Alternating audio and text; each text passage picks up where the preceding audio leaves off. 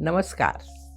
हम सब चाहते हैं कि हमारी त्वचा चमकती रहे, लेकिन क्या आपने नोटिस किया है कि जो नुस्खा दूसरों पर काम करता है वह शायद आप पर ना करे। इसका कारण ये है कि हम सब की त्वचा अलग होती है। आयुर्वेद के अनुसार हमारी त्वचा यानी कि हमारा दोष यानी वात, पित्त, कफ पर निर्भर रहती है। जब ये तीनों संतुलन में होते हैं तभी चेहरे पर असली रौनक आती है। तो चलिए मैं आपको बताती हूँ कि कैसे आप अपनी प्रकृति के हिसाब से नेचुरल ग्लो पा सकते हैं। पहला है वात दोष। अगर आपकी त्वचा अक्सर रूखी सूखी महसूस होती है, खिंचाव रहता है या जल्दी फटने लगती है, तो ये बात का संकेत देता है कि आपका दोष वात है।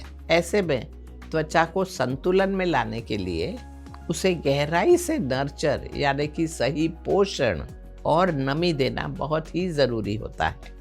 मैं आपको ये एक आयुर्वेदिक फेस मास्क बताती हूँ, जिसके लिए आपको चाहिए एक बड़ा चम्मच शहद, एक छोटा चम्मच बादाम तेल, थोड़ी सी कुटी हुई गुलाब की पत्तियाँ। इन्हें मिला लें अच्छी तरह से और 15 मिनट चेहरे पर लगाएं।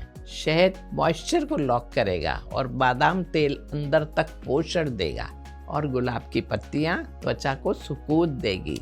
इसके अलावा आप अपनी डाइट में एवोकाडो जरूर शामिल करें। इसमें हेल्दी फैट्स होते हैं जो त्वचा को अंदर से हाइड्रेट करते हैं। दूसरा है पित्त दोष।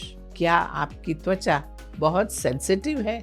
क्या धूप में जाते ही चेहरा लाल हो जाता है या जलन होती है? ये पित्त दोष की निशानी है। इसके लिए हमें कूलिंग या ठंडक देने वाली चीज़ों की ज़रूरत है। मैं आपको एक आयुर्वेदिक फेस मास्क बताती हूँ। इसके लिए आपको चाहिए 2 बड़े चम्मच खीरे का रस, 1 बड़ा चम्मच एलोवेरा जेल, थोड़े से पिसे हुए पुदीने के पत्ते। इस ठंडक भरे पैक को 20 मिनट के लिए लगाएं।